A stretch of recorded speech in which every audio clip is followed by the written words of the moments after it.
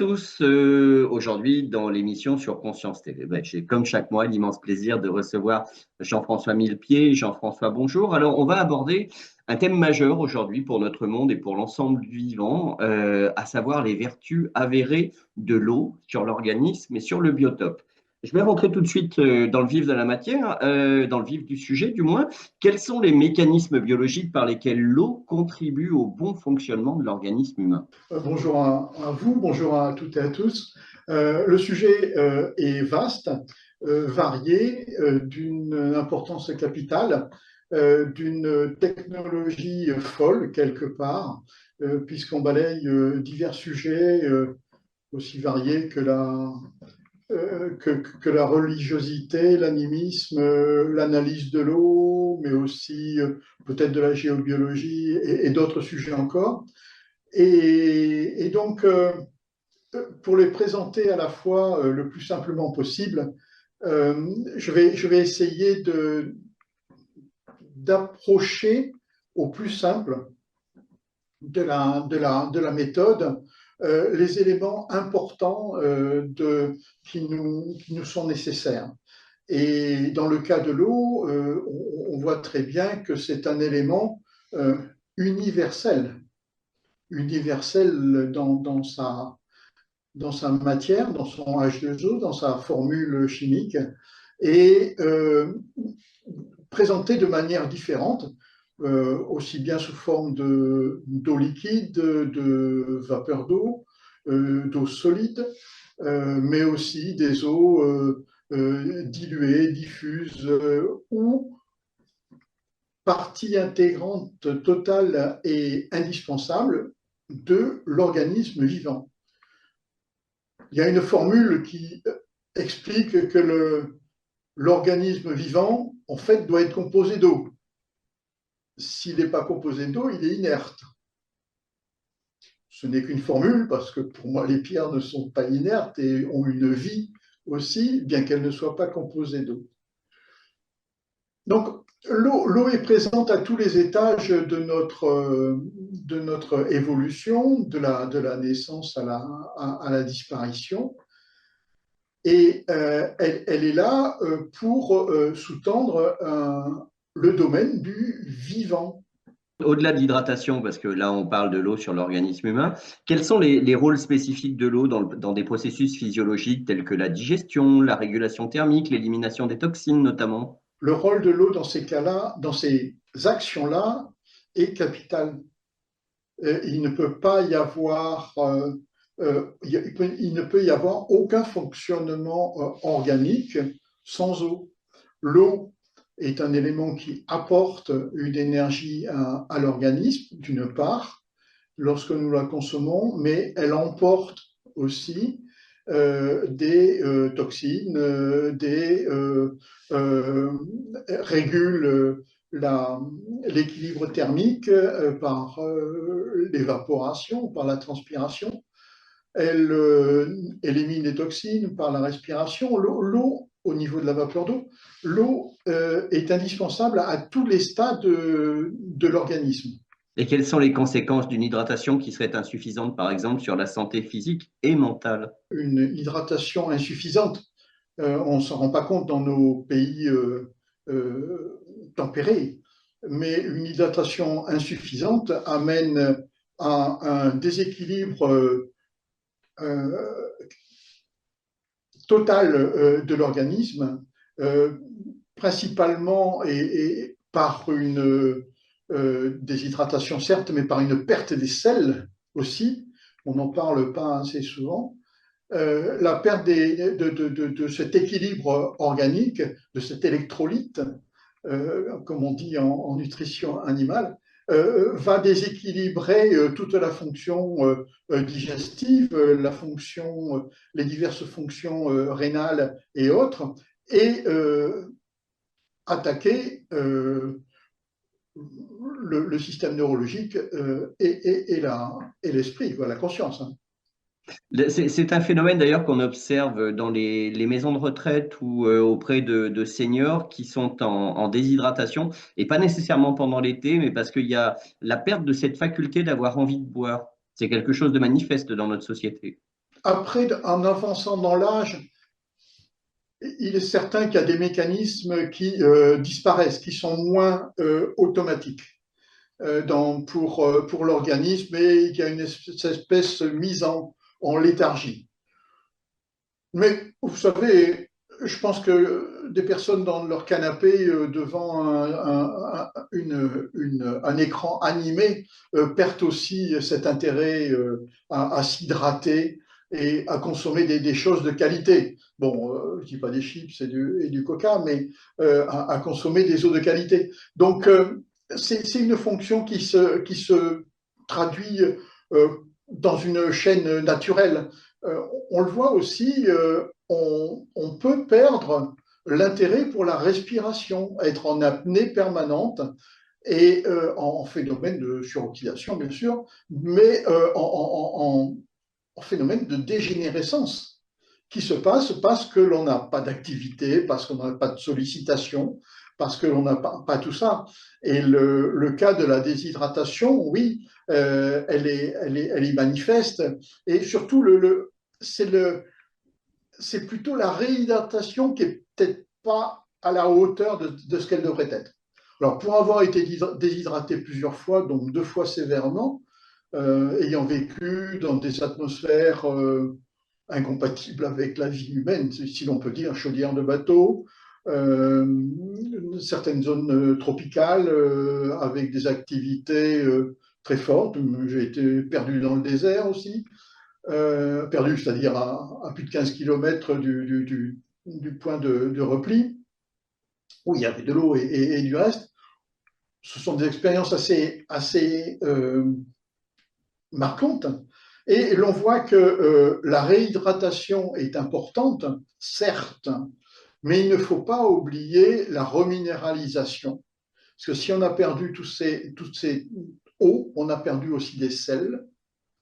Et ces sels seront là pour réhydrater. Et il vaudra mieux se tremper, se baigner. Un enfant déshydraté, il vaut mieux le baigner dans une eau faiblement minéralisée qui va lui permettre de se régénérer. En maison de retraite, je ne sais pas comment il pratique, je ne peux pas vous dire, mais pour ma part, une personne fortement déshydratée, je me permettrais de l'emballer dans un linge et de mouiller ce linge, de l'humecter et de lui mettre un puissant ventilateur à proximité pour générer une évaporation, une baisse de température et une réhydratation à la fois. Justement, là, on vient de parler des seniors, Jean-François. Pour espérer une vie en bonne santé, on parle parfois des zones bleues et de la qualité des eaux qui est associée à ces zones. On peut redéfinir ce que sont les zones bleues brièvement? Oui, c'est un sujet qui est peu abordé et que l'on passe sous silence assez facilement. Donc Wikipédia recense 5 zones bleues. Pour ma part, j'en connais 2 de plus. Et il y en a une troisième que je cherche aux États-Unis, que je n'arrive pas à trouver. Celle qui est officiellement annoncée n'est pas celle que je recherchais, une zone bleue d'une tribu amérindienne, donc reconnue, et j'arrive plus à la retrouver, mais je la retrouverai.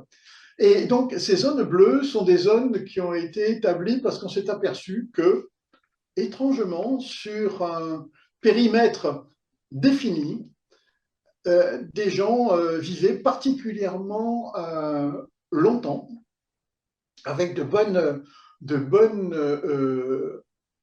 vies en bonne santé. Le tout, c'est pas de vivre vieux, c'est de vivre bien.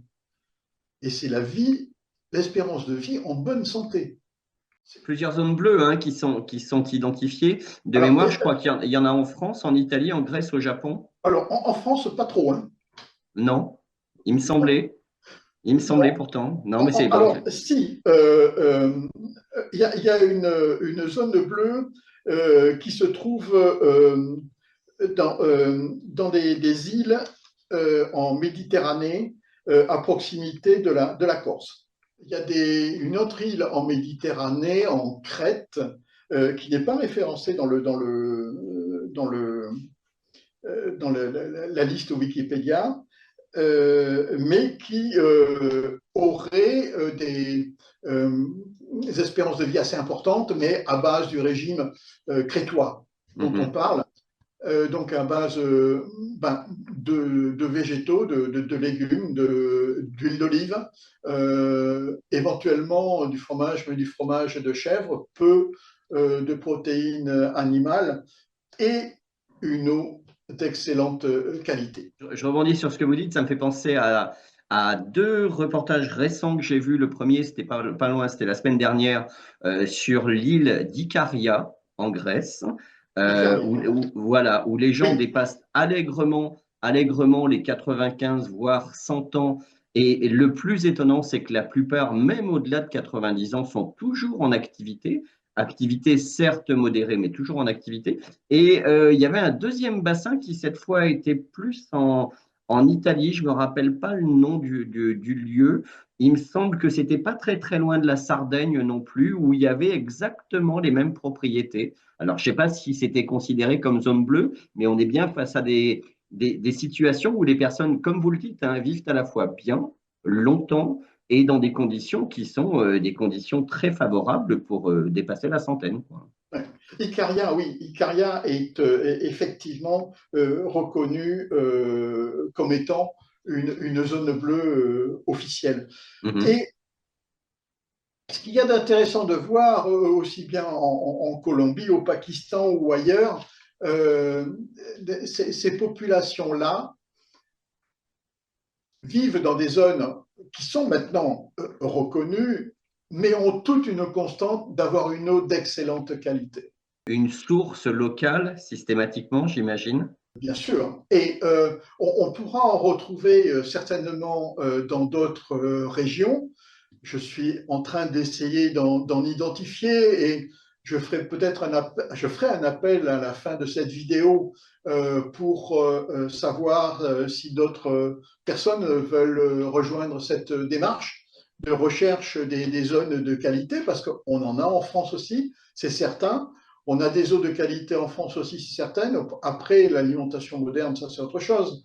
Mais déjà en partant sur des eaux de bonne qualité, on pourra, et qui seront reconnues, on pourra aller vers des meilleures santé. C'est ce qu'il faut que les zones bleues nous apprennent.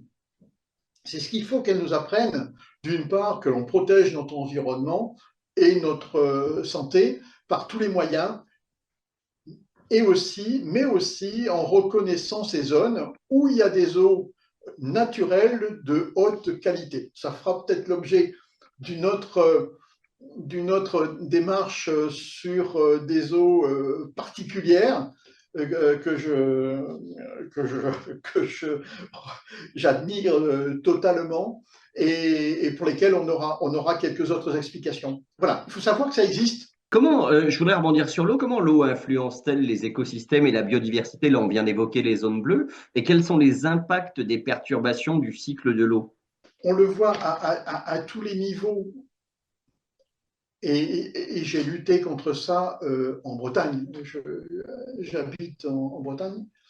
Bon, on le voit là-dessus. À partir du moment où on perturbe les cycles de l'eau, la vie derrière est perturbée.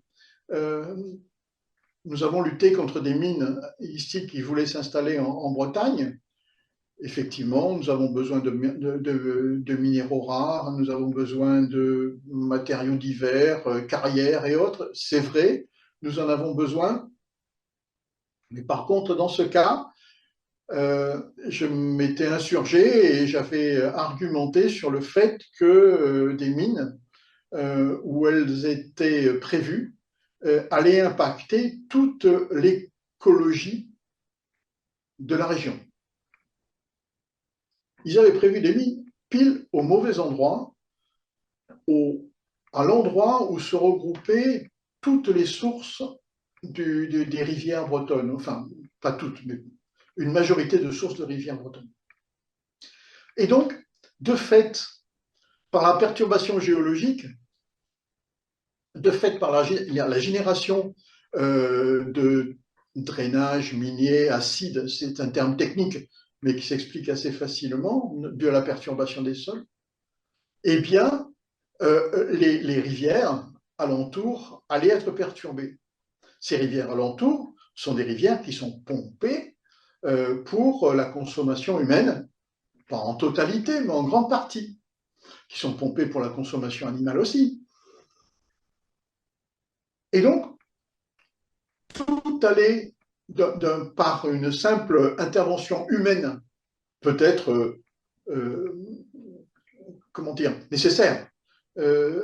Mais on allait dégrader l'environnement global de la région. Bon, là-dessus, en tant que mouvement euh, citoyen, on a réussi à se faire entendre et il y a eu raison gardée. On est parti dans un débat et on a fini par bouter ces mines hors de la région. Mais on aurait vu, et je l'ai expliqué dans quelques conférences, que l'on aurait tout perturbé, tout foutu en l'air la région. Ce ne serait pas devenu un désert, certes, peut-être pas, mais on aurait perdu énormément de qualité de vie, d'environnement. Là, bien que l'on veille là-dessus, les saumons disparaissent de nos rivières bretonnes. Nous y faisons attention, nous luttons, il y a eu des activités, il y a une grosse association régionale qui s'appelle Eau et Rivière qui travaille sur le sujet. Les pêcheurs locaux sont très, très intéressés, respectueux et font très attention à ce qu'ils prélèvent. Et malgré tout, l'année prochaine, la pêche au saumon sera interdite parce qu'il n'y aura plus possibilité de prélever, si ce n'est de mettre l'espèce en péril dans le coin. Bien qu'elle soit déjà bien malmenée. Hein. À qui peut-on attribuer localement sur la Bretagne la dégradation de la qualité des eaux? On évoque toujours le milieu agricole, mais est-ce le seul responsable? Il y a plusieurs milieux. Je pense que c'est l'humain qui est responsable. C'est tout, quoi, parce que ça part à tous les niveaux. Ça part à tous les niveaux. La responsabilité, j'oserais pas jeter la pierre et je milite, j'essaye de militer politiquement sur ces sujets-là. Et je ne voudrais pas lancer dans un débat politique, mais je ne vais pas lancer la pierre à qui que ce soit parce que ça fait partie d'un gros système, un gros système qui maltraite tout le monde actuellement. Et l'industrie de la consommation y est pour beaucoup. Si on ne consommait pas certains produits, ils ne se produiraient pas. Si on les produisait pas, on polluerait moins. Et puis après, il y a tout un système social, politique, d'intéressement qui fait que,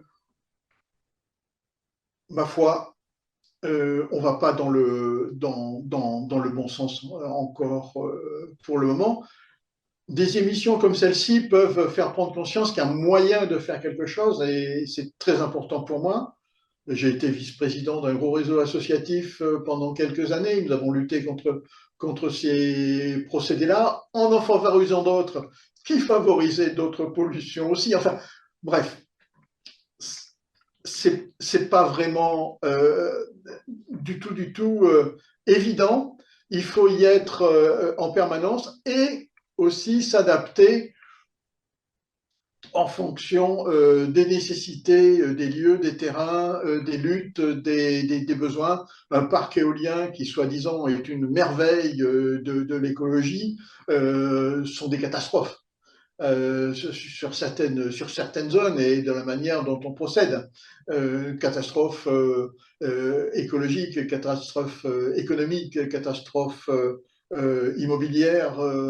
Et voilà, quelque chose qui était bien et qui pouvait être bien à une époque, pourquoi pas, est devenu une nuisance totale paysagère et autres du fait des systèmes. Donc, cette société tend à évoluer à partir du moment où il y aura une conscience que nous intervenons tous à notre modeste niveau sur des systèmes en consommant même nos vêtements, en nettoyant nos vêtements, nous créons des microfibres qui vont aller polluer les rivières et qui ne sont pas, que l'on peut ni filtrer, ni faire quoi que ce soit. En utilisant certains produits, nous allons créer des déchets qui vont aller polluer des chaînes alimentaires et autres. On y est à tous les niveaux. Peut-être arriverons-nous, en prenant conscience qu'il y a un problème, qu'il est possible de trouver des solutions globales à chacun, mais il va falloir se tenir la main et se tenir et y aller ensemble, quoi. On va évoquer maintenant l'approche scientifique dédiée à l'eau. Première question, quelles sont les méthodes scientifiques généralement utilisées pour étudier les propriétés physiques et chimiques de l'eau? Tout dépend ce que vous y recherchez. Une analyse de l'eau, des systèmes adduction d'eau par les communes que je n'ai pas réédité, que j'ai pas sous les yeux, comporte une dizaine de paramètres globaux. Après, pour ce qui est de l'eau, on parle de l'eau de consommation, hein, l'eau du robinet, hein. C'est bien ça. Les systèmes sont très, très, très, très simples. Ils sont hyper simples. Il y a le pH, bien sûr, il y a la conductivité, c'est sûr, il y a le RH2, enfin, pour certains. Ce sont des paramètres qui ont été repris par les systèmes d'assainissement. La dureté de l'eau, évidemment, rentre pour quelque chose. L'analyse du fer aussi, et puis de quelques polluants qui pourraient être régionaux, marqueurs de la chose, comme les nitrates que l'on a analysés surtout en Bretagne. Et c'est très peu, très très peu, mais il est impossible. L'affaire des nitrates est symptomatique de la chose. Comme nous sommes incapables de savoir ce qu'il y a dans les eaux de ruissellement allant dans les rivières et ensuite dans l'eau du robinet, il y a un paramètre global qui a pu être défini, c'est le nitrate. Parce que le nitrate n'a rien à faire dans une eau courante. Le nitrate n'a rien à faire, il peut être présent. Le nitrate, c'est une salade, hein. Il peut être présent, mais sans pour autant être dangereux pour l'humain. Lorsque vous mangez une salade, vous mangez des nitrates, hein. Par contre, dans les rivières, on n'avait pas l'intérêt d'en avoir, pas du tout. Pas du tout. Et surtout que l'indicateur nitrate indiquait un lessivage des sols et que ce lessivage des sols n'avait pas emporté que des nitrates. Et il y a quelques molécules qui sont connues, reconnues, molécules et autres produits polluants. Et donc, pour ne pas les analyser, eh bien, on en a fait un package commun en disant s'il y a des nitrates, il y a autre chose, s'il y a autre chose, c'est pas bon. Les nitrates sont un marqueur de pollution, de lixivation des sols, de lessivage des sols et d'emport d'autres matières polluantes, minérales ou autres. Surtout que ces pollutions qui sont induites sont métabolisées par divers organismes, soit par le vivant, les animaux, soit par le végétal. Donc, on ne sait pas ce qu'on cherche, on ne sait pas ce que l'on doit chercher. On ne sait pas, et ne sachant pas à quoi chercher, comment l'enlever. Alors, il y a des méthodes, certes, il faut enlever tout. Mais à échelle d'une région, d'un bassin versant, c'est un peu difficile. Ce qui sous-entend entre les lignes que les structures, comment on appelle ça, les usines de retraitement des eaux sont d'une efficacité relativement moyenne en fonction de ce que l'on est en mesure d'étudier ou pas, du coup.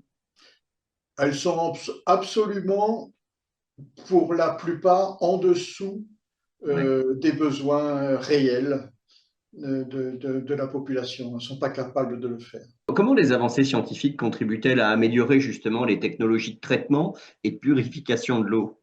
La plus grosse avancée technologique qui a permis de faire avancer la qualité de l'eau, c'est le matériel qui a été mis au point par Louis-Claude Vincent, on va y venir tout à l'heure, pour améliorer la compréhension de l'équilibre de l'eau et de l'équilibre de l'eau de bonne santé.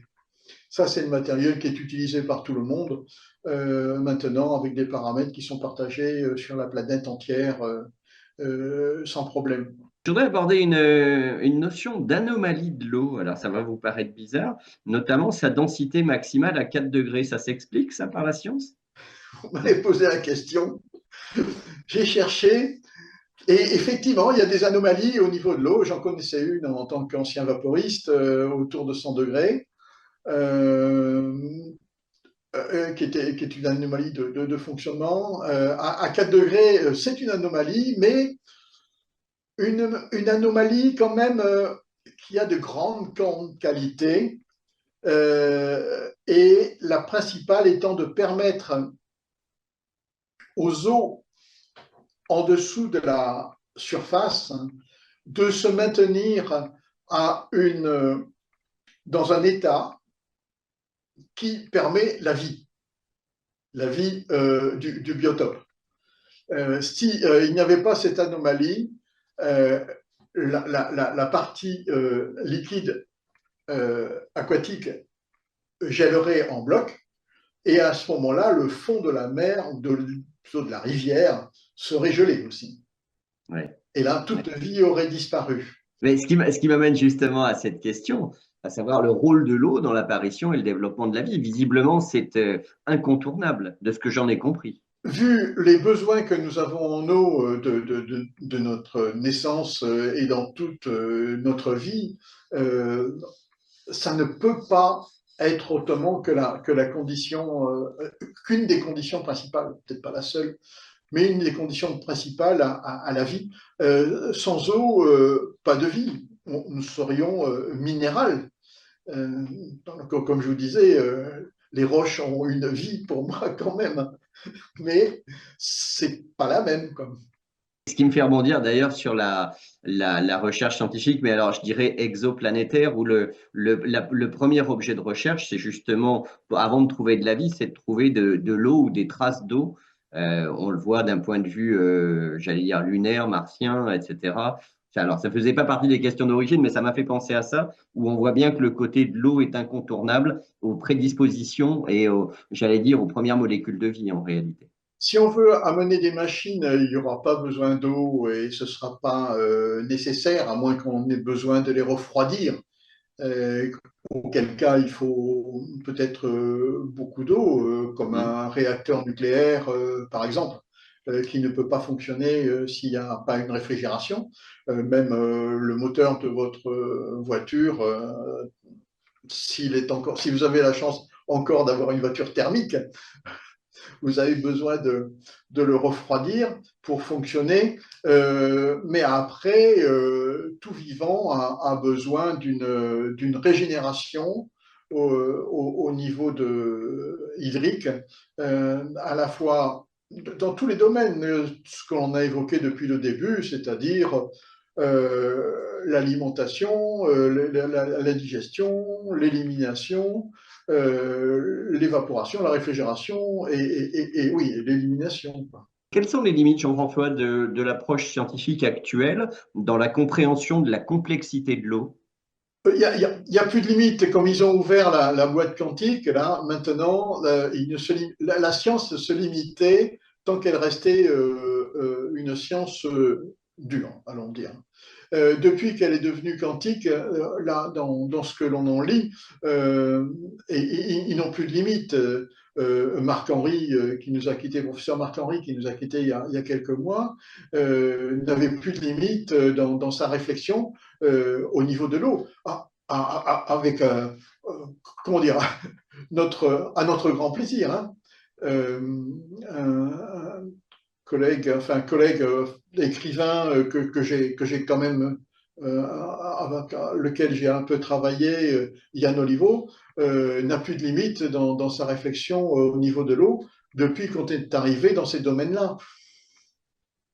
Là, la science moderne ne, évolue très vite puisqu'on arrive à avoir du matériel qui permette d'analyser les photons émis suite à la réaction des images assez extraordinaires de dynamique de l'eau dynamique et des photos prises avec des projections de gouttes d'eau, avec des systèmes qui écrabouillent un peu tout pour voir au plus fin de l'ensemble. Donc là, ça va très très loin dans la réflexion. Est-ce que cela aboutira sur des réalisations? Certainement qu'il y en a. Pour le moment, et pour ma part, dans mon application quotidienne, j'en reste à du bon matériel de base qui n'inclut aucune de ces technologies-là. Et je pense que longtemps, nous le ferons, nous aurons besoin de techniques de base et non pas de se plonger dans ces aberrations-là quelque part, qui sont intéressantes, certes, pour de la recherche, mais on s'est prouvé qu'on était capable de vivre très bien sans cela. Peut-être que l'industrie voudra de son côté développer des technologies plus fines. On a pensé à des nanorobots dans les injections, les dernières injections qui ont été imposées. Elles sont venues via des systèmes liquides. Et c'est de la recherche qui a été faite sur des produits capables d'être immergés dans une seringue et après dans un corps humain. Donc, ce sont des analyses qui ont été faites sur l'eau et des produits qui ont été développés dans ce milieu-là et qui ne peuvent fonctionner qu'en milieu humide, à queue. Ce sont des évolutions là qui sont un peu plus inquiétantes que rassurantes. Est-ce qu'on peut aborder justement en parallèle, vous l'avez évoqué tout à l'heure, les travaux de Louis-Claude Vincent et la naissance de la bioélectronique de Vincent? Ça, c'est un grand revirement planétaire au niveau de la technique et de la conscience de cette partie des observations suite à l'évolution de technologies qui ont permis de comprendre ce qu'il en était. Et Louis-Claude Vincent et Jeanne Rousseau ont mis au point cette procédure, ce process.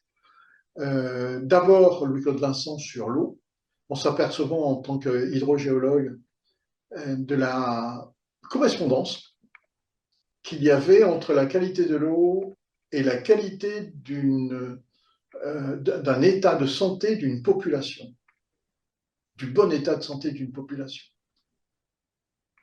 Et donc, une fois cette constatation faite, et la mise au point d'équipements a été faite pour analyser justement les paramètres indispensables.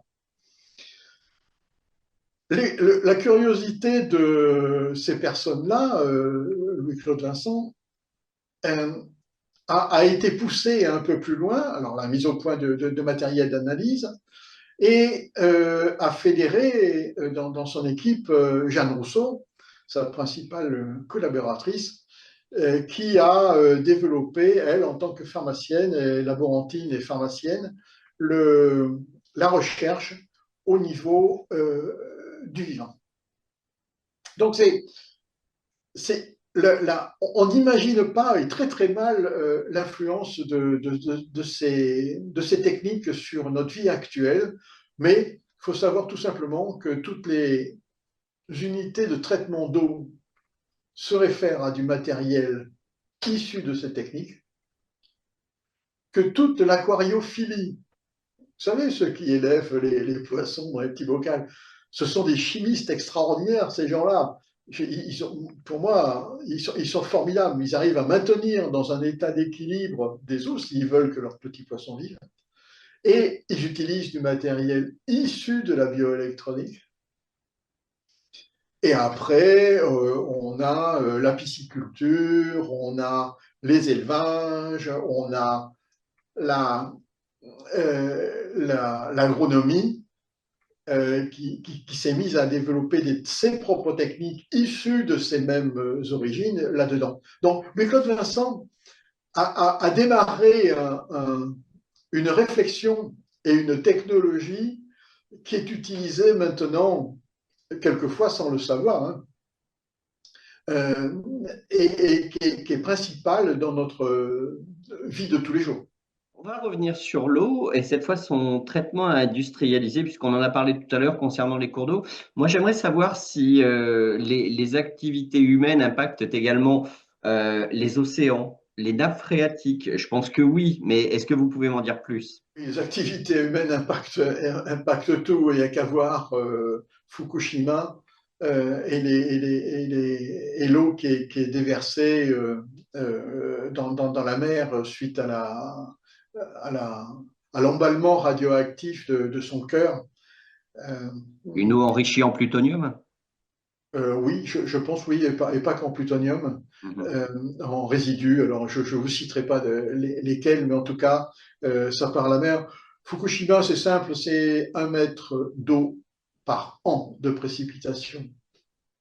Comment peut-on endiguer toute cette eau qui tombe du ciel? C'est pas possible. Ça, c'est qu'un exemple, mais il y en a bien d'autres. Ce qui est étonnant, et ce qui m'a étonné, et qui m'étonne encore, et j'en discutais encore il y a pas longtemps, c'est alors là, on peut vraiment parler de la résilience de l'état naturel à absorber toutes ces pollutions. Pour ma part, je voyais la côte américaine, la côte ouest américaine, polluée dans les 3 à 6 mois suivant la catastrophe de Fukushima. Étonnamment, il n'y a rien. Ou alors c'est caché. Mais en tout cas, on n'a rien comme information sur le sujet. Donc là, le milieu a été capable d'absorber cette pollution, ce qui peut être une bonne nouvelle ou une mauvaise. Mais ce qu'il en est certain, c'est que la Hague relargue aussi dans le milieu. En Méditerranée, on a de la radioactivité du fait des pollutions issues du Rhône. Dans la Manche, nous avons de la radioactivité issue des pollutions aussi relarguées qui impactent le milieu. Donc là, rien que ça, ce sont des pollutions non naturelles qui impactent la planète. Après, il y a pas que celle-là, et loin de là. Et sont-elles les pires je, À force d'y penser et de les voir, je ne pense pas que ce soit les pires. La pire qui soit actuellement, il semblerait que ce soit la pollution au plastique qui contamine toute la chaîne alimentaire. Alors ça part des algues, les prédateurs des consommateurs d'algues, et ça va jusqu'aux poissons de fin de chaîne, quoi. Où là, on concentre non seulement des matériaux issus de la décomposition du plastique, mais aussi des métaux lourds. Je rebondis parce que j'étais même à réfléchir que j'avais plusieurs exemples en tête en fonction de ce que vous êtes en train de préciser. Alors déjà, effectivement, les microplastiques, on les retrouve, il y a des traces de microplastiques dans l'ADN humain, parfois, qui se retrouvent. C'est assez révélateur. Mais je repensais aux exemples parce que là, vous avez évoqué, par exemple, Fukushima. Mais Fukushima, c'est vraiment un exemple très radical où il y a eu un tsunami qui a enclenché l'explosion de la centrale. On pourrait évoquer tout autant et beaucoup plus proche de nous, et moi ça me concerne d'autant plus que je réside à une soixantaine de kilomètres du lieu concerné, de la centrale du Blayais qui a baigné dans les eaux de la Garonne pendant la tempête de 1999 et dont 2 réacteurs ont été inondés. Bon, ça a été plus ou moins tu, mais on sait très bien qu'il y a eu des échappements radioactifs. C'est pas un secret, si vous voulez. Voilà. Et puis je voulais rebondir sur 2 autres aspects. La mer d'Aral, qui est l'exemple le plus caractéristique de ce qu'on peut faire de pire au niveau de l'industrialisation, tout ça produit coton de mémoire. Et puis également un sujet qui est moins évoqué, le dépôt de fûts radioactifs par l'ex-URSS en mer Baltique qu'ils ont pratiqué pendant des décennies, c'est-à-dire les déchets issus notamment de leurs centrales. Voilà, c'est quelques exemples. Oui, et donc là-dessus, je consultais des documents il y a peu de temps sur les déchets radioactifs et la capacité de la mer à régénérer ou à éliminer ce genre de choses, à les diluer. Ça semble assez impressionnant. Assez impressionnant. Les déchets ont disparu, mais effectivement, dans la mer Baltique, il vaut mieux éviter de consommer du hareng provenant de la mer Baltique. Les autres mers ne sont pas mieux. La concentration des métaux lourds dans les poissons de fin de chaîne, alors poissons de fin de chaîne, je vous parle de thon, marlin ou autres grands poissons, enfin requins on en mange très peu. Euh, mais déjà dans les années 75, on alertait sur les concentrations des métaux lourds, en métaux lourds de ces poissons. De type mercure notamment? Mercure aussi, oui, j'avais oublié. Et ça, c'était en métaux lourds. Après, il y avait les DDT et le reste qui était marqué sur toute la planète. Donc, l'affaire n'est absolument pas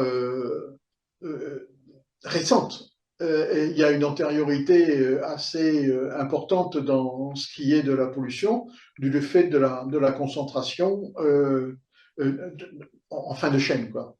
Et le petit est mangé par le un peu plus gros, qui est mangé par un peu plus gros, etc. Et qui finit par le très gros, et que lui, personne ne mange, ou la plupart du temps, si ce n'est les orques, mais on ne mange pas d'orques, à ce que je sache. Euh, donc qui concentre l'ensemble. Et donc toutes ces pollutions-là sont ramenées à l'homme. Et pour ce qui est de la mer, là, c'est à confirmer, hein, mais je lisais quelque chose dernièrement. Nous sommes très étonnés, enfin, les gens qui ont fait des relevés sont très étonnés de voir que la radioactivité sur des déchets radioactifs, dans la Manche d'ailleurs, avait en grande partie été diluée par la mer. C'est étonnant. Il y a une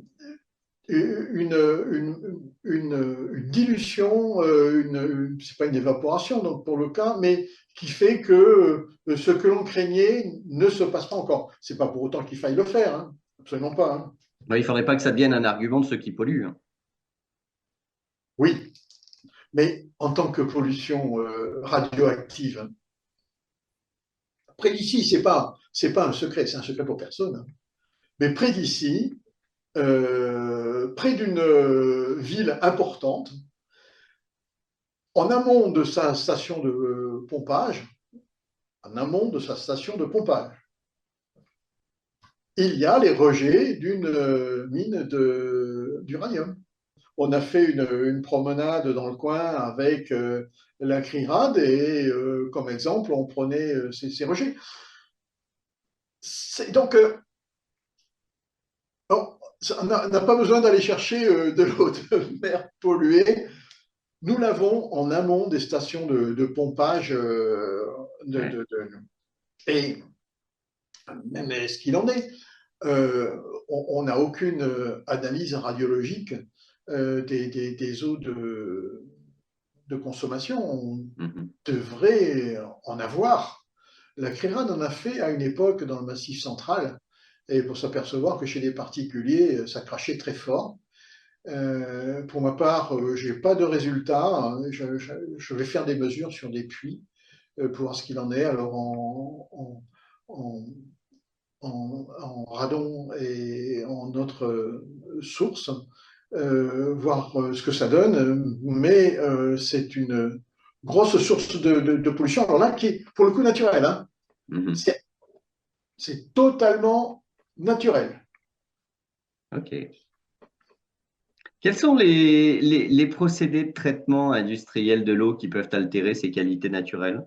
Mis à part la filtration et la décantation, Mis à part ça, tous sont violents dans le sens où ils vont amener une destruction. Il y a bien la floculation, enfin, il y a bien le- l'injection d'air dans les eaux pour floculer, mais c'est associé non seulement à de l'aluminium, à des sels d'aluminium et d'autres produits, justement pour générer cette floculation qui va exporter les matières indésirables. Donc, les filtrations naturelles existent. Il y a des installations assez importantes qui existent de filtration naturelle, par lagunage, par réseau de plantés, de comment ça s'appelle, les roseaux et autres euh, végétaux qui pourraient fixer les produits polluants. Ça existe, ça demande des surfaces assez importantes. C'est pas donné à tout le monde et l'eau à la suite de ça n'est pas généralement pas récupérée, puisque en Bretagne, nous sommes capables d'avoir des eaux de bonne qualité, certes acides, mais des eaux de bonne qualité. Mais quels sont généralement les produits chimiques qui sont utilisés dans le traitement industriel de l'eau? Alors, on a évoqué les sels d'aluminium, mais au-delà des sels d'aluminium notamment. Alors, le chlore, hein, évidemment, hein, le chlore, hein, au final, pour traiter l'eau. Euh, il y a du charbon, de plus en plus de charbon qui est utilisé. Et là, là, pour le coup, euh, je pourrais dire qu'il n'y a pas de pollution résiduelle avec une filtration au charbon. Mais après, vous donnez la liste des produits qui sont utilisés, il y a de tout. Ouais. On ne le saura pas. En fonction des pollutions, on ne le saura pas. Et pour corriger le pH, il y a des carbonates, hein, donc du calcaire qui est injecté pour corriger le pH. Ça, c'est naturel. Ça peut pas être autrement. Bon, j'étais méchant en disant que tous les traitements allaient polluer, mais ils ne peuvent pas s'en empêcher, tellement ils sont poussés à la rentabilité dans les systèmes. Il n'y a que des systèmes individuels qui vont être respectueux ou quelque part on a intérêt à ce qu'à la sortie, les eaux soient de la meilleure qualité possible. Et il y a quelques endroits où ça peut être fait, sinon effectivement, ça reviendrait trop cher, dit-on. Ça reviendrait trop cher d'avoir des eaux de bonne qualité dans nos toilettes humides. Si on reste sur le sujet des produits chimiques, alors il est évident qu'on ne peut pas tous les quantifier. Par contre, ce qu'on peut déterminer, c'est leur impact sur la santé humaine et l'environnement. Là c'est total, mis à part le sable,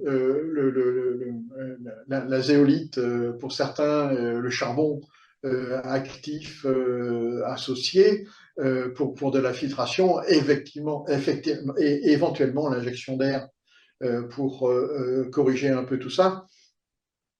Tout le reste qui est rajouté, et ça, il s'en gêne pas, il est, il est délétère pour l'eau que nous buvons. Mais la première source de pollution, c'est pas le traitement, c'est la pollution d'elle-même de l'eau. Oui, bien sûr, bien sûr. On utilise de l'eau de bonne qualité pour tirer une chasse d'eau. On utilise pour nettoyer les toilettes. Excusez-moi de ne pas sortir du milieu, mais c'est symptomatique de notre civilisation. On utilise des produits, mais c'est une horreur. Vous ne pouvez pas garder votre nez dessus. Vous êtes obligé de partir certaines personnes les utilisent ou quand vous rentrez des toilettes qui viennent de nettoyer. C'est pas possible. Il y avait Mais un du petit peu coup, quel composé qui est issu de la combinaison de l'urée et de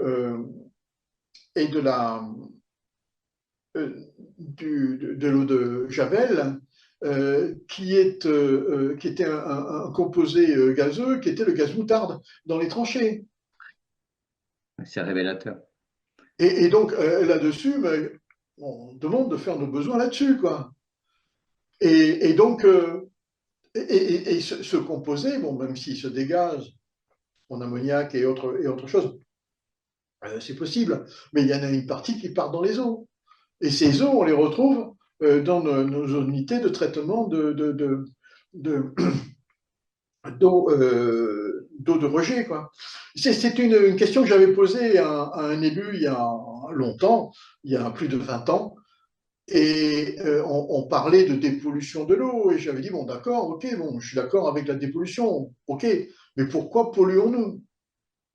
Et on se rend compte qu'on pollue ben, pour faire plaisir à Monsieur Canard WC, pour faire plaisir à je ne sais quel vendeur de lessive, pour faire plaisir à je ne sais quel autre euh, inventeur de telle fibre vestimentaire, pour faire plaisir à etc. Et donc, il faudrait, mais pour le moment, tant que le milieu absorbe, allons-y, on l'a fait. Ça, c'est un discours un petit peu politique encore, on y revient, mais il n'y a pas de solution technologique sans une prise de conscience, et il n'y aura pas de prise de conscience sans que les citoyens ne s'approprient le sujet de l'eau, à voir qu'ils dépensent une masse folle quelque part, soit pour consommer de l'eau de bonne qualité en bouteille, soit pour la traiter. Le bilan sur ma paillasse de cuisine, je ne sais pas combien j'en suis, mais en matériel neuf, je pense que j'en ai pour 3 000 euros. Tout le monde ne peut pas se le permettre. Tout le Bien monde n'a sûr. pas la conscience de l'intérêt de faire cet investissement-là. Tout le monde. Et pourquoi? Parce que dans le système, c'était une question qu'on s'était posée il y a un peu plus de 20 ans, si la société n'allait pas nous amener à transférer la compétence de la potabilisation de l'eau chez le particulier. Mais du coup, en fonction de ce que vous venez de préciser, quels sont selon vous, hein, alors je parle au niveau de l'environnement, je ne parle pas au niveau de l'individu chez lui, les alternatives les plus respectueuses pour le traitement et la purification de l'eau? On en revient à ce que je vous disais, il y a une installation qui existe en Centre-Bretagne, il y a une société qui le fait pour des stations individuelles, quand les gens ne sont pas raccordés au réseau et quand ils ne veulent pas une fosse avec un système. Oui, bon, de toute façon, il le faut, mais ce sont des systèmes de microcentrales de filtration aboutissant à des réseaux plantés qui vont filtrer par différents étages l'eau de l'habitation. Ça ne peut se faire malheureusement facilement que sur des petites installations ou alors des installations plus importantes. Il y a une commune en Centre-Bretagne qui l'a fait très bien, mais lorsque l'on dispose à la fois d'un terrain le permettant, c'est-à-dire une grande surface, mais aussi une certaine déclivité naturelle. Ce qui ne peut pas se faire n'importe où. Et puis Bien bon, sûr. c'est pas avec des terrains de 300 mètres carrés comme on a maintenant dans les maisons actuelles que l'on va y arriver. Mais du coup, comment les consommateurs peuvent s'informer et agir pour favoriser des méthodes de traitement de l'eau plus durables? Il faut faire pression d'abord en râlant sur le prix de l'eau, parce que c'est une aberration, en s'informant auprès des syndicats d'eau de votre agglomération, en ayant conscience des nécessités de l'eau et du marché qu'il peut y avoir. Ce sont des marchés obscurs. Des livres ont été écrits sur le sujet. Là, c'est un domaine éminemment politique, mais pour lequel il faut avoir à la fois les arguments, l'idée, la pugnacité d'aller au fond des choses. en demandant en récupérant la politique de l'eau locale, commune par commune. Et là, vous avez conscience des nécessités, des besoins, de l'effet délétère du transport par certains. C'est en train de sortir, c'est connu depuis 20 ans, mais c'est en train de sortir maintenant, de certains tuyaux qui se dégradent, tuyaux plastiques qui se dégradent dans le temps. On avait les tuyaux de plomb qui se dégradaient, on a eu les tuyaux en fonte qui se sont dégradés, maintenant on a les tuyaux PVC qui se dégradent et qui polluent. Et tout ça entraîne un coût d'installation, ça entraîne un coût de gestion, ça entraîne des abus, parce que les plus gros scandales ont été faits sur l'eau, puisque c'est un bien central pour lequel peu de gens ont une compétence à la fois d'analyse, d'intervention et de trouver des solutions. Peu de gens ont vu de la population, hein, parce qu'il y a des gens très très compétents, ceux qui arrivent à faire vivre des petits poissons dans des bacs, ils sont ultra compétents, ceux-là.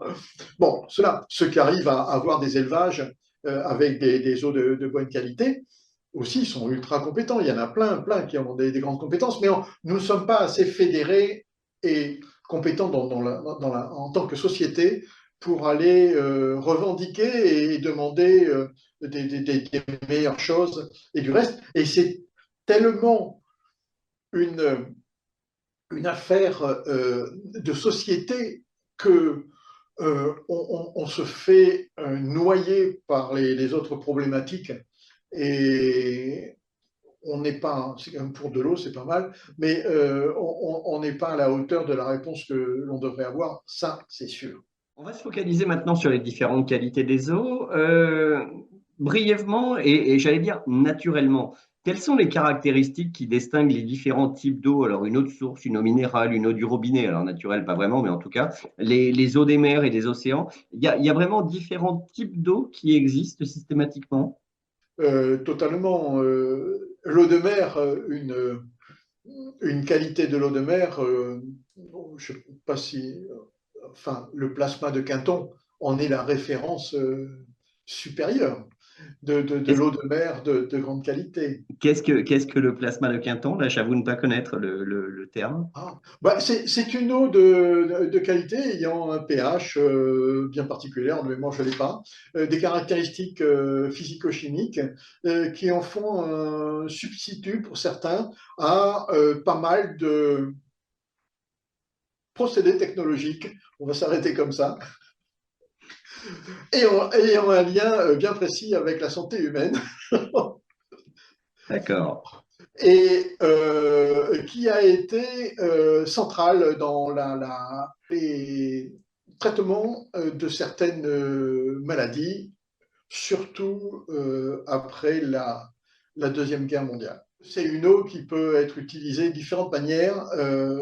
Je ne sais pas quelles sont les autorisations que l'on a avec les chaînes YouTube sur le sujet. Et donc, c'était un substitut au sang humain. Ça, c'était puisé Ouais. dans les lieux très particuliers de la mer, en mer.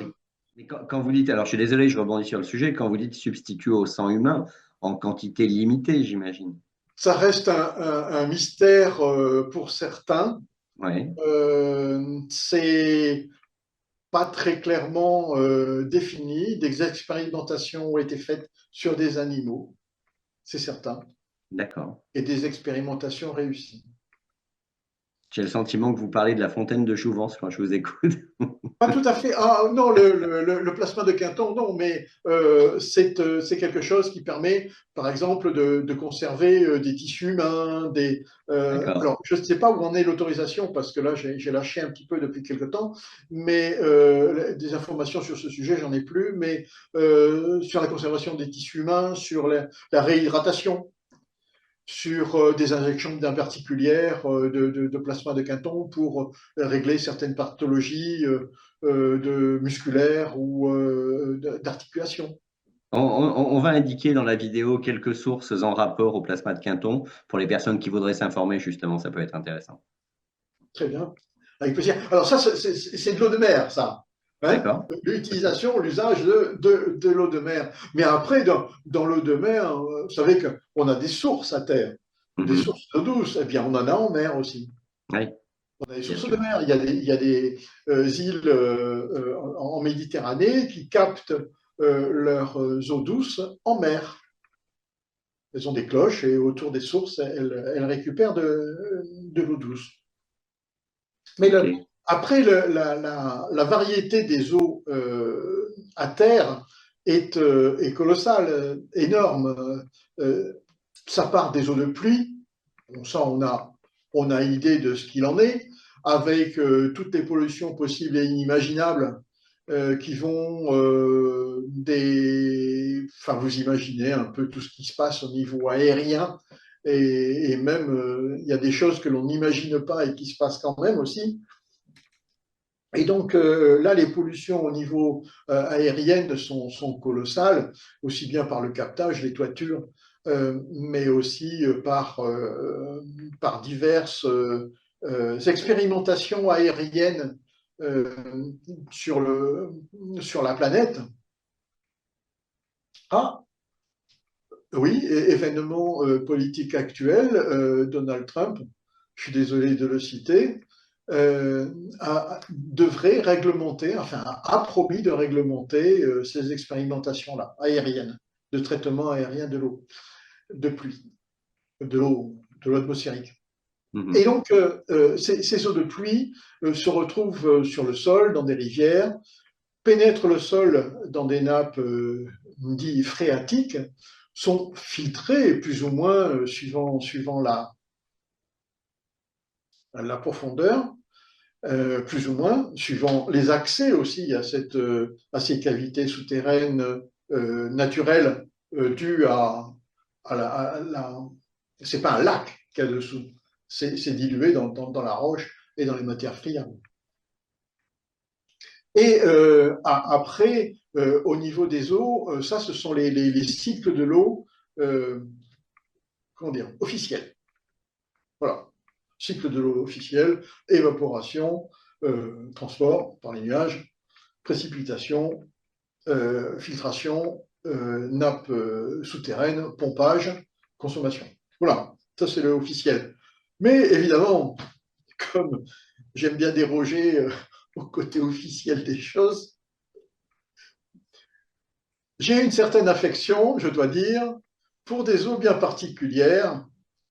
Et là, on pourra faire quelque chose là-dessus, mais ça rentre dans le domaine des eaux un peu particulières que je voudrais essayer de rechercher et d'avoir d'autres personnes qui puissent discuter là-dessus. Il y a un article de Nexus sur le sujet qui est magnifique. Et ces eaux-là ont des particularités techniques, physico-chimiques différentes. Voilà. Il y a donc, mis à part les eaux polluées, hein, qui sont il y a autant d'eau que de pollution possible, vous imaginez la quantité. Voilà les deux grands cycles de l'eau que je puis reconnaître.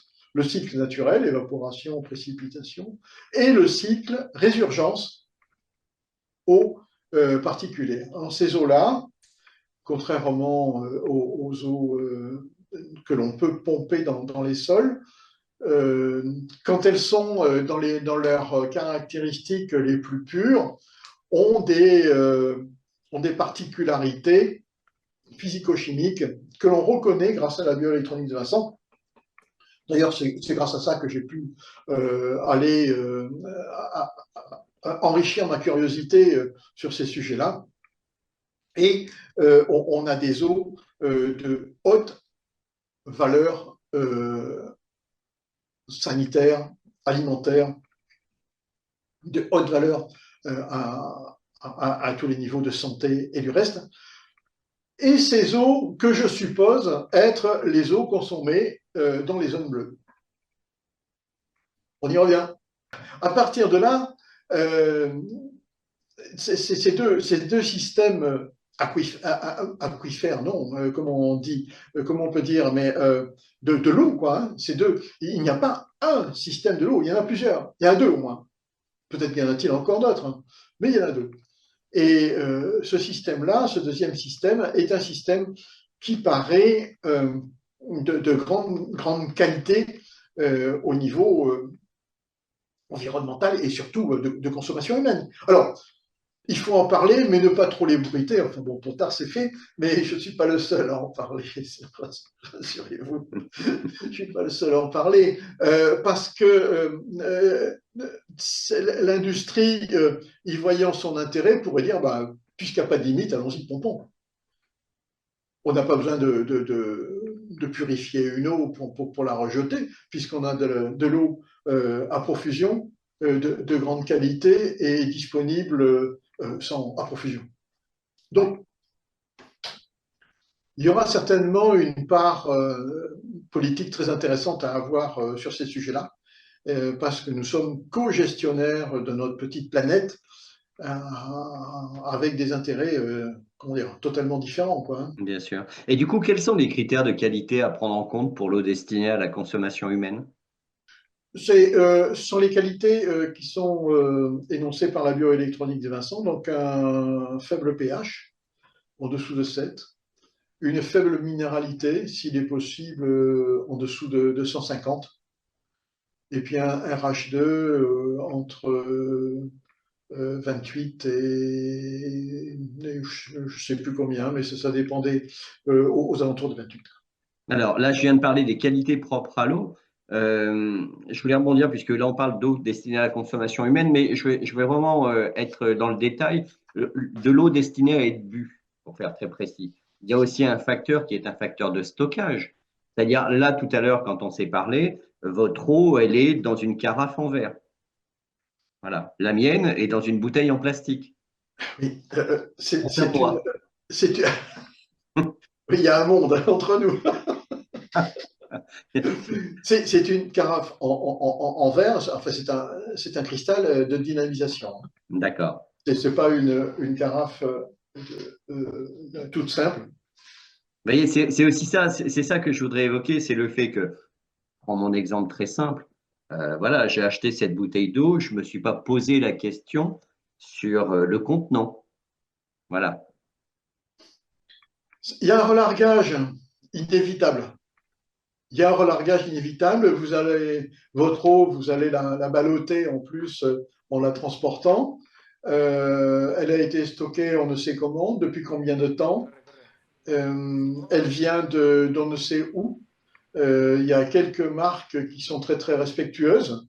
La principale eau de qualité que nous avons dans la région, je vous parle de la région, c'est parce que c'est une eau d'une source particulièrement profonde, mais aussi qui est vendue en bouteille de verre. d'accord.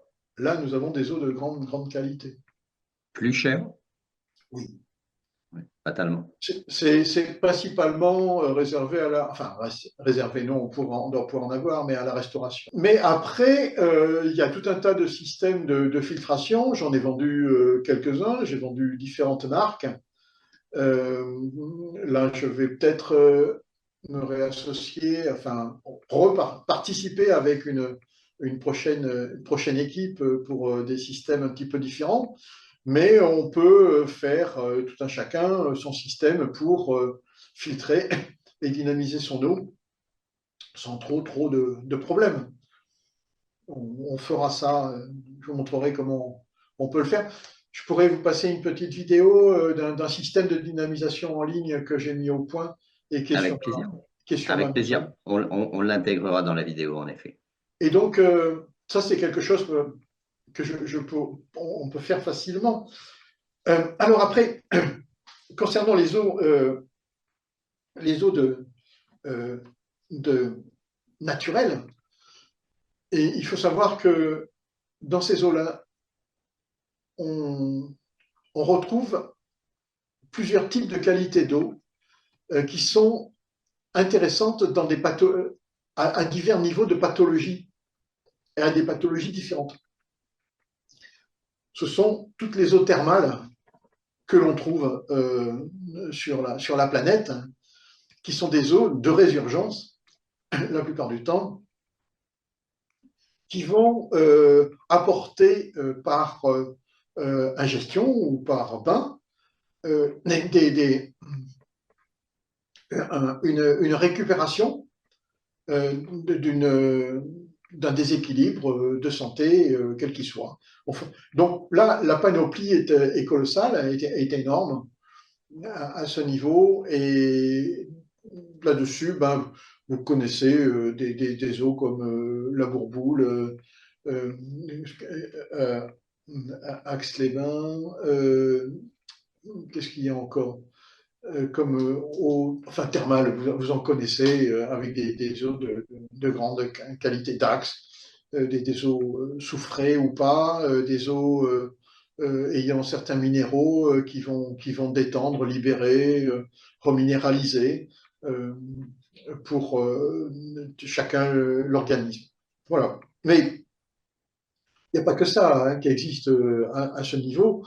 Et au niveau eau thérapeutique, il y a énormément de constructions qui sont faites dans le sens où on fabrique une eau, pas industrielle, mais technologique. On fabrique une eau répondant à des qualités bien particulières pour un besoin bien particulier. On vient d'évoquer jusqu'à présent l'eau dans un contexte industriel et puis également dans la consommation humaine. Je voudrais qu'on aborde un sujet annexe mais tout aussi important, à savoir l'eau pour les croyants, notamment dans ce cadre spirituel et religieux. Quelle est pour vous la symbolique de l'eau dans les différentes religions et les traditions spirituelles? La symbolique de l'eau est venue d'un usage, certainement, si l'on prend l'histoire depuis la nuit des temps, l'eau qui était là pour se nettoyer peut-être, pour se purifier. On parle, dans ce cas-là, on parle d'animisme. Hein. On est dans une pratique animiste. C'est-à-dire que toute expression naturelle avait une connotation spirituelle. Et dans ces cas-là, il valait mieux se mettre en bon terme avec la source qui coulait près de chez soi pour pas qu'elle tarisse. Valait mieux utiliser de l'eau qui avait de bonne qualité et des eaux, simplement pas les animaux. Hein. Les animaux préfèrent certaines eaux et généralement les meilleures. Même si c'est une flaque dans votre jardin, votre chien ou votre chat ira la boire parce qu'elle aura pris une certaine énergie de la terre ou du ciel et qu'elle sera meilleure pour lui. Et il y a dû se passer une certaine sacralisation des eaux de qualité par les populations animistes. Cette reconnaissance en a découlé sur des pratiques spirituelles qui ont certainement évolué. Et le propre de l'homme, c'est généralement de créer des religions. Des religions dogmatiques. Et là, dans ce que l'on entend, usage de l'eau actuellement, au niveau des religions, c'est plutôt dans le sens dogmatique imposé par les religions. Les ablutions qui sont communes à la plupart des religions, ou les bains de baptême pour faire rentrer dans l'une ou l'autre, enfin, une quelconque religion. Et dans le désert, quand il n'y a pas d'eau, les gens se nettoient au sable, font leurs ablutions au sable. Mais ça marche aussi, quoi. Là, il n'y a pas d'eau.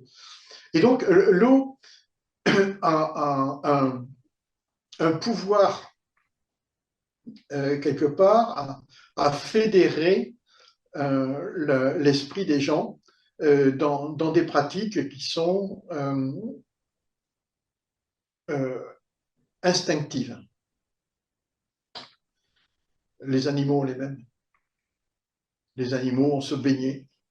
Les animaux vont boire, vont rechercher la meilleure euh, eau possible parce qu'ils se sont rendus compte que il y avait une certaine réalité.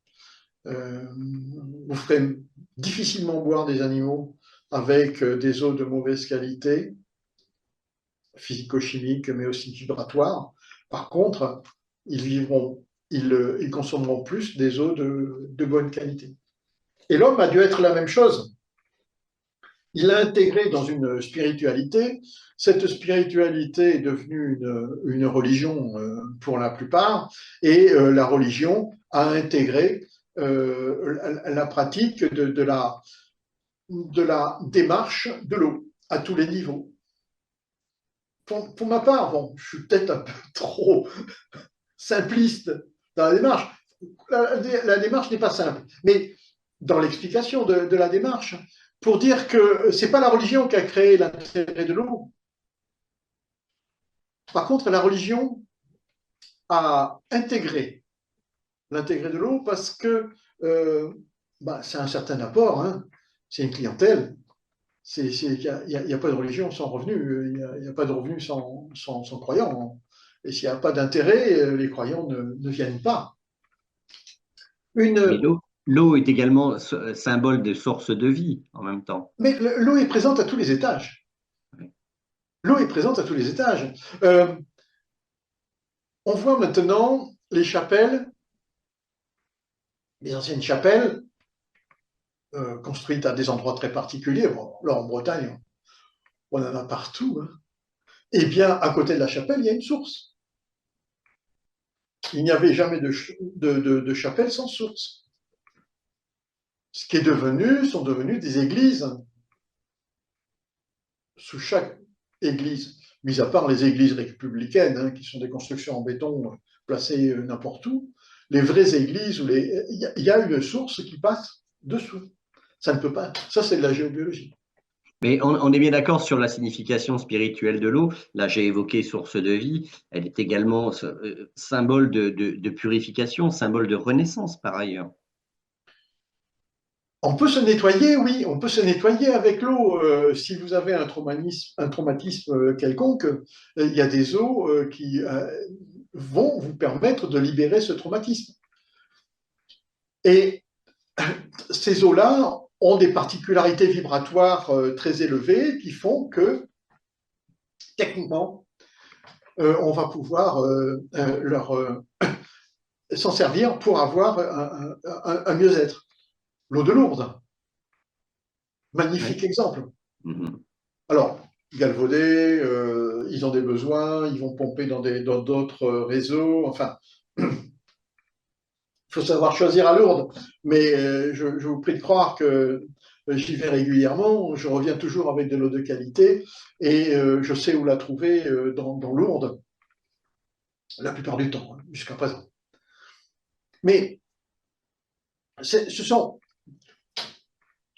que je veux dire par là, c'est que c'est parce qu'il y a une source de jouvence, on y vient, votre jouvence, que l'Église s'est construite, que la chapelle a été construite, que le menhir a été installé avant la chapelle. Parce qu'avant la chapelle, il y avait le menhir. Et il y a eu le menhir parce qu'on a corrigé un lieu d'une certaine façon, mais ce lieu, pour qu'il soit de qualité, il faut qu'il y ait une source à côté. Mais ça revient à dire que toutes les spiritualités s'accordent sur l'aspect essentiel de l'eau comme source de vie et de contexte religieux qui va avec, quoi, concrètement. Oui, c'est ça, oui. Elles sont. C'est interdépendant dans l'affaire, mais ça ne peut pas aller sans l'autre, quoi. Ça ne peut pas aller sans l'autre. Je lisais un article superbe tout à l'heure, que j'ai reçu sur des thérapies par le froid. Oui. Extraordinaire. Oui. C'est très en vogue actuellement. Oui, mais c'est la théophanie. Ce sont les bains rituels des orthodoxes. On y revient. Et voilà, bon, on réintègre certaines choses, on réintègre de l'eau, on réintègre des qualités, on reconnaît des qualités à l'eau au niveau de notre mieux-être, parce que nous l'avons perdu, parce que l'industrie, et principalement, c'est récent, hein, c'est récent. Nous l'avons perdu dans les années, entre les années, avant les années 50, 60 peut-être. Nous avons perdu tout ça parce que l'industrie est arrivée en disant non, moi j'ai la solution. Quelquefois en piquant l'idée dans la nature, en vous la revendant en disant je vais faire du profit. Ouais, c'est sympa. Et si l'on regarde la vie actuelle, notre société actuelle, eh bien, on en revient à ça. On nous capte des éléments sur lesquels l'industrie peut faire du profit pour nous les revendre. On s'éloigne très, très rapidement du contexte spirituel et religieux, là. On revient dans un paradigme très commercial, d'un coup. Le contexte alors spirituel, normalement, la spiritualité n'a rien à voir avec le profit. Oui. Faudrait expliquer ça aux commerçants à Lourdes. C'est quand même bien agréable d'y aller quand on sait comment y aller et on sait où y rester et on n'a pas besoin d'y rester très très longtemps. Après, une fois que on a ressenti ces énergies-là, on peut s'y reconnecter et se faire plaisir en pensant à Lourdes Bien avec le sûr. bonheur que l'on peut avoir. Évidemment. Mhm. Mais pour certains, il faut des supports et bon, ça c'est les colifichets, les marchands du temple. Toutes ces eaux. Alors après, il y a tout le mécanisme commercial parce que vous avez les marchands du temple à Lourdes, mais il n'y a pas qu'à Lourdes. Hein. Parce que pour vendre du matériel euh, au niveau de l'eau, vous en avez pléthore sur Internet, vous en avez pléthore de partout, des systèmes de qualité, et puis pas que, quoi. Alors, ça, voilà, là, c'est un marché de l'eau qui est très intéressant. J'y ai contribué dans un certain sens parce que j'ai été client, j'ai été revendeur aussi de produits, certains de bonne qualité, d'autres moins bonnes que j'ai dû quitter en m'apercevant qu'ils étaient moins bons. Et là, le marché est colossal, quoi. Le marché au niveau de l'eau. Euh, Parce que du fait du transfert de la responsabilité de potabilisation de l'eau, de la collectivité chez le particulier. Et là, on en arrive à quelles sont les solutions, quoi. Je voudrais qu'on rebondisse sur un sujet alors je vais dire encore plus controversé, bien que la religion ne soit pas une controverse en elle-même. Je voudrais parler de la mémoire de l'eau selon Jacques Benveniste. Quels étaient les principaux arguments de Jacques Benveniste concernant les mémoires de l'eau? Ces arguments étaient techniques, technologiques, médicaux dans ces pratiques. Mais il voulait démontrer par là l'intérêt de l'homéopathie, entre autres. Euh, et les arguments étaient, alors techniquement, je serais bien incapable de vous expliquer le dossier, comment il a essayé de démontrer ça, mais ce qu'il en a été, c'est qu'il a été démonté et on l'a écrabouillé parce que justement, s'il était capable de mettre en application ce qu'il présentait, c'était la fin de l'industrie chimique. Mais justement, les réactions de la communauté scientifique ont été plutôt virulentes, voire moqueuses pour la plupart. À voir ce qui s'est passé avec notre dernière crise là qui est en train d'évoluer et pour laquelle on est en train de déballer tous les dossiers partout dans le monde sauf en France. Ça a été encore plus virulent. Mhm. Hein. Et là, il faut être capable de se structurer, d'avoir une conscience, d'avoir un esprit, d'avoir une sensibilité, d'avoir quelques connaissances et relations si c'est possible pour se permettre de trouver des solutions autres. Il y a eu des tentatives de réplication, et si oui, avec des résultats probants? C'est toute la pratique de l'homéopathie. Alors, sa procédure a été décriée, et je ne pense pas que d'autres le feront, mais on a au niveau mémoire de l'eau, que pourrait-il y avoir comme meilleure preuve qu'une eau de Lourdes, par exemple, qui garde en mémoire ce côté vibratoire qu'elle a acquis en remontant des fonds de la Terre. Que pourrait-il y avoir comme meilleure mémoire que, pour les radiesthésistes et les personnes sensibles, bien sûr, que des eaux sur lesquelles on s'est concentré et on a donné une information de qualité, une information de santé, et que l'on va transférer à une personne. Que pourrait-il y avoir comme meilleure explication que le riz, comme a fait quelques expériences, un bol de riz où on fait des prières et on lui apporte toute l'énergie positive possible, et un autre bol de riz où on lui apporte tout le négatif. Et on va se développer des moisissures. Entre ces deux-là, c'est pas la matière qui se pourrit, c'est l'eau contenue dans la matière qui fait en sorte que les champignons vont se développer et devenir détruire le produit.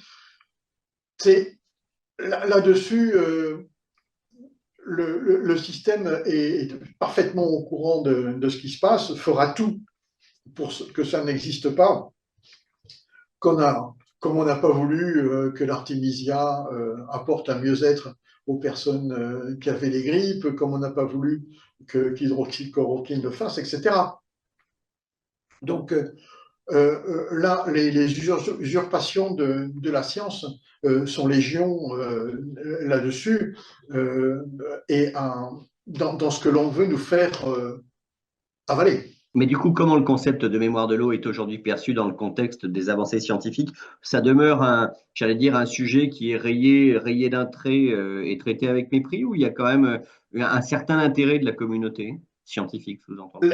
Alors, scientifique, je ne, je ne sais pas trop. Je sais que dans sa globalité, hein, je sais que les laboratoires Boiron continuent avec les meilleures intentions du monde, je pense. Je les ai connus au niveau de la filtration de l'eau, la dynamisation de l'eau et leur intérêt pour ce sujet. Là, j'en ai toutes les certitudes possibles.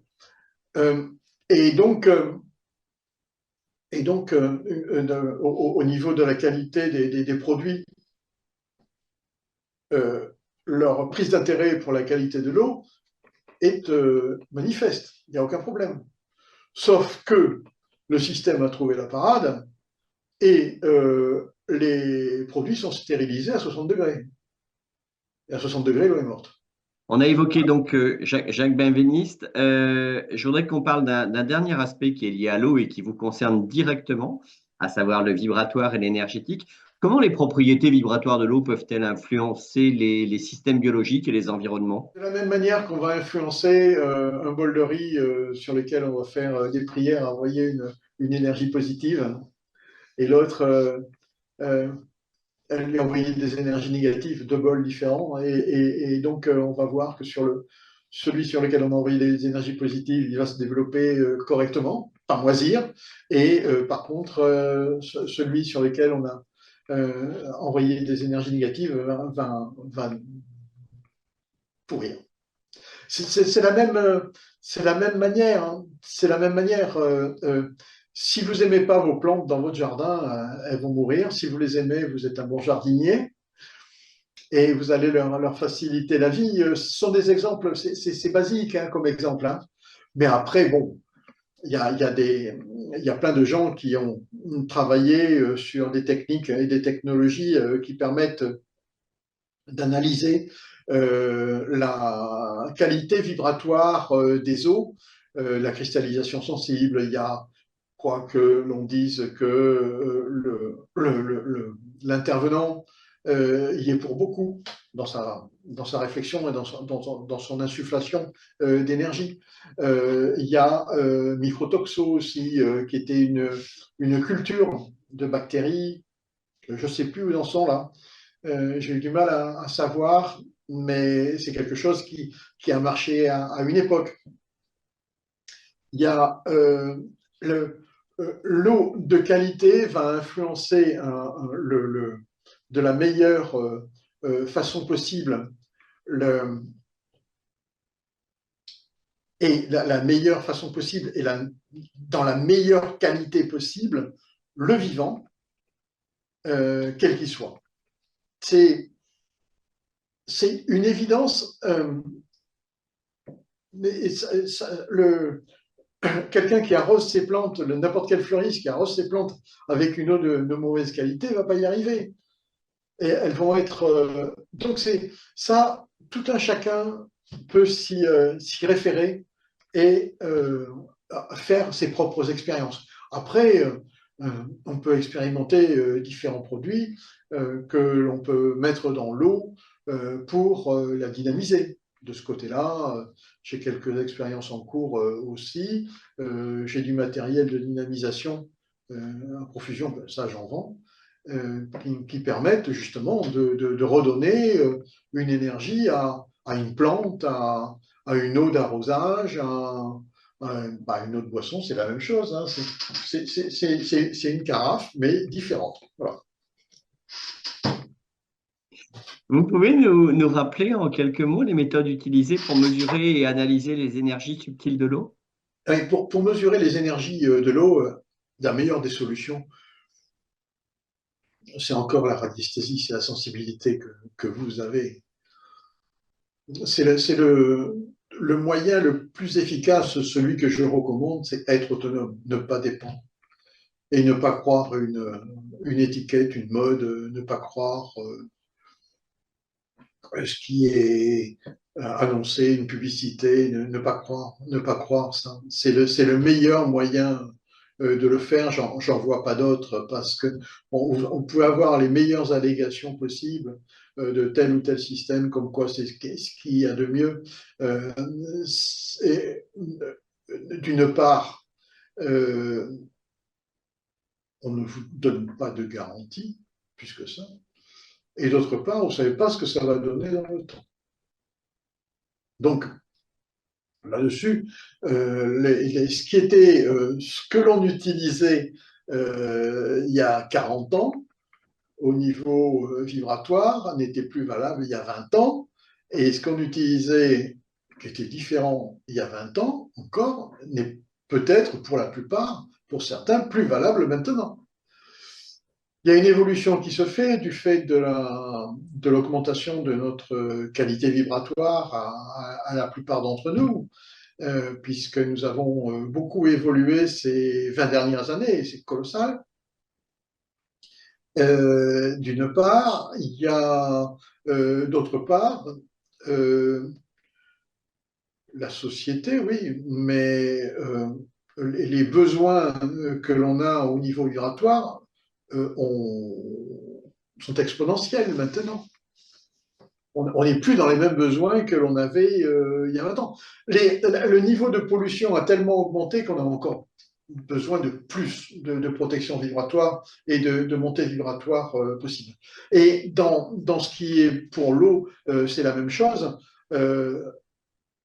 Rappelez-vous, il y a 20 ans, on n'avait pas toutes ces antennes relais sur les châteaux d'eau. À votre connaissance, il existe des preuves scientifiques qui valident notamment l'impact des fréquences vibratoires sur la structure moléculaire de l'eau? C'est un grand mystère parce que j'avais des certitudes il y a quelques années quant à des méthodes et à des paramètres. Et puis la technologie évoluant, les choses ont complètement basculé sur certains domaines, mais d'une évidence, mais absolument certaine, que le son, par exemple la couleur, apporte peuvent apporter des énergies à l'eau suivant les besoins recherchés et les méthodes appliquées. Sans aucun problème, ça c'est toujours d'actualité. Ça